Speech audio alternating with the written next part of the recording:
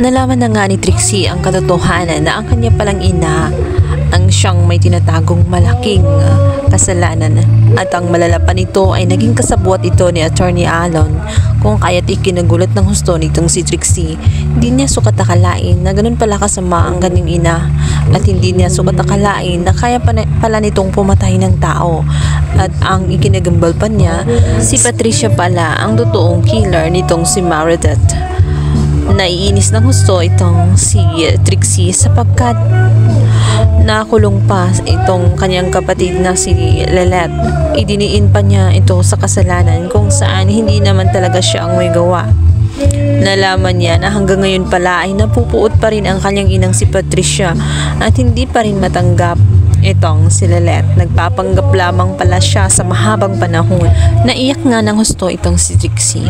Gusto niyang gawin ay kausapin na nga itong si Lelet at sabihin sa kanya ang lahat ng kanyang mga nalalaman.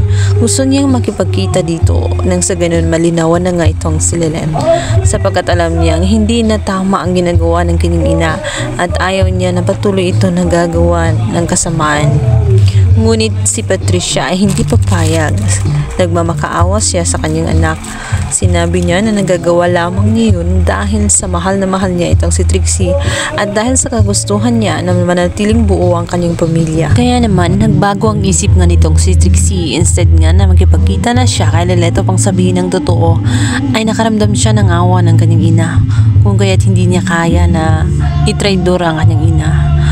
Nanahimik si Trixie at naisip niya na dalawin na nga itong si Ino sapagkat nalaman niya na ang kanyang ina na si Patricia din pala ang may kinalaman kung bakit tuluyang namatay itong si Ino.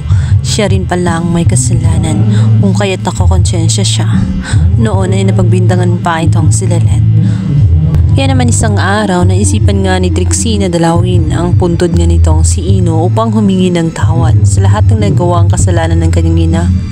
Hindi man niya alam kung paano siya mapapatawad.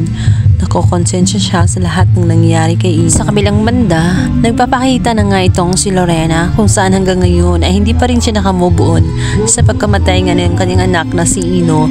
Patuloy pa rin niyang naalala ang kanyang nag-iisang anak na si Ino. May mga oras pa rin na nangungulila siya at umaasa siya na balang araw ay makita niya itong muli.